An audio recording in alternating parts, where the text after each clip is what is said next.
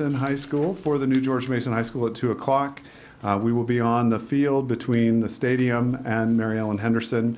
We will have golden shovels and hard hats and lots of speakers, and we're looking forward to seeing Representative Beyer will be there. He RSVP'd today that he would be there. Marcus Simon will be there as well as our general government and all of you, and excited about that. They are going to start working right away. Information is going to go out this week about the new pickup and drop-off locations for summer camps and other on-site activities this summer. So we'll get those maps out right away. So as soon as anything in the summer begins, we'll make sure that there's a lot of information out there about where kids get dropped off. It should be pretty simple. We're excited about that. And then lastly, moving day awaits for many in the system. Next week, the second grade is going to move to Mount Daniel. The fifth grade will move into the main building from the temporary building that's there. Other classrooms are going to be arranged, and then central office is going to move to our new location next Saturday, and have been working hard to get all of that taken care of. And a lot of that is through the really great work of Kristen Michael, the Chief Operating Officer, and her team. And we've had a lot of packing and a lot of movement happening. So I would ask of the board, if there if you don't have too many demands over the next 3 weeks, that would be helpful. So we can get that move under our belt, all of the moves under our belt. But certainly, if you have questions, don't hesitate to ask. All right, board liaison comments. Mr. Webb. Just briefly, it was attended the graduation. Ms. Litton and I kind of snuck in and hung out in the back. It was a great graduation. Always great to come to those events to see the work that we do of our teachers, and of course our students. Culmination of so many of our students to graduate.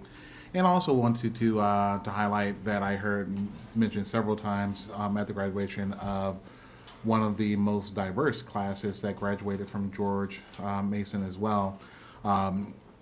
I have this conversation in my home quite a bit of the diversity within the community, and always have to say that by being on the school board and in the schools, you actually do get to see some of the diversity that is in our community, where you may not see it as often walking around and in some of the other community events, but when you're in the schools, you actually get to see it and to hear it. Actually, I was kind of right about that, to see that, but it was a good thing. And thanks to everyone who took care of that. And that's it for me for tonight. So just a wrap up for my committees.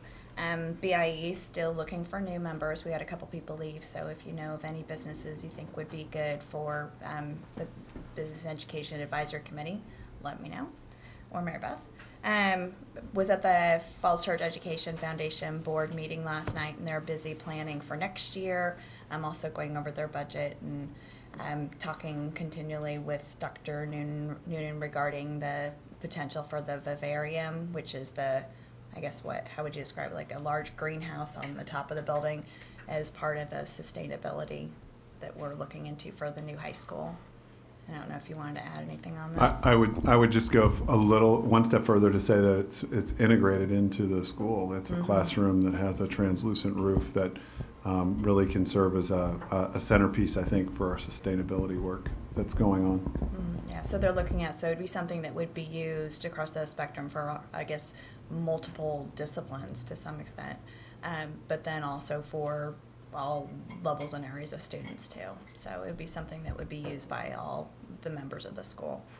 And then the Professional Education Advisory Committee, the PEAK, still plugging along, and they've been having conversations about changes to the school calendar and have been giving some good feedback on that. And then the Health and Wellness Advisory Committee, Sue Dimick talked earlier about the great things that they've done over the past year and looking to the future and what they're wanting to focus on and some things that they have in the works.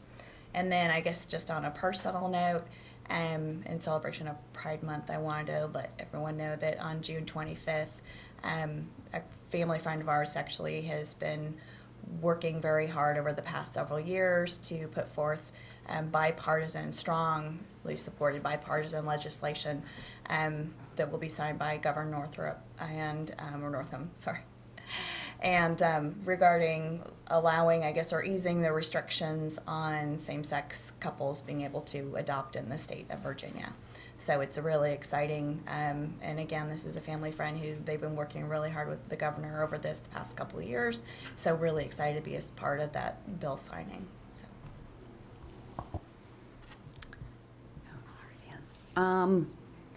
I don't really have much to add. Special Ed Committee has wrapped up. We are still looking for one more new member, however, so if anybody knows of anybody who would like to be on that committee, please let me know.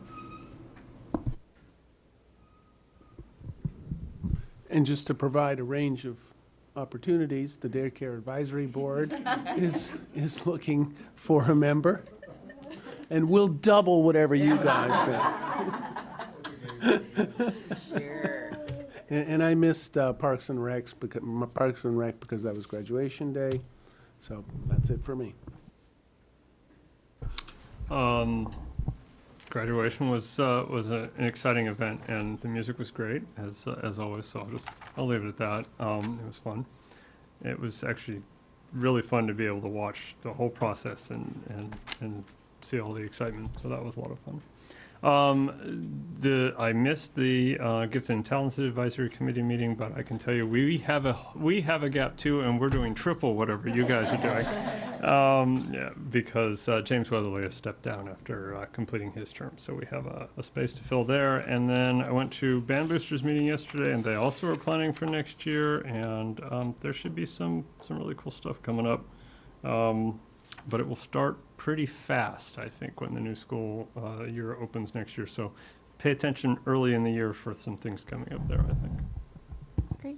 I want to thank Mr. Anderson for pinch hitting at graduation and speaking for the board. It's my husband's 40th birthday, so I have missed many of his birthdays in the past, and this was not one I could miss. So thank you very much for representing the board so well. And I went to a chamber meeting this morning. They're still trying to figure out what the chamber is and what it does. They're doing a lot of strategic planning. So they really are trying to work out how they can better support businesses in the community. It's a really wonderful chamber with really supports, but that is literally what's happening. So, but it's a great group. So if you are a local business owner, I would recommend that you join. And next we have approval of minutes. From May 7th and May 22nd. I'd ask for unanimous consent to approve those minutes. Great, thank you. And there's materials for you to review. And next we will move on to our second closed meeting. Someone please move us into that meeting. Shannon. Pursuant to the Virginia Freedom Information Act, I move that the board convene a closed meeting for the following purpose: to discuss or consider the identified subject matter, personnel under section 2.2-3711A1, in particular, superintendent's annual evaluation. Thank you, Ms. Russell. Is your second? Second. Thank you, Ms. Litton. All those in favor?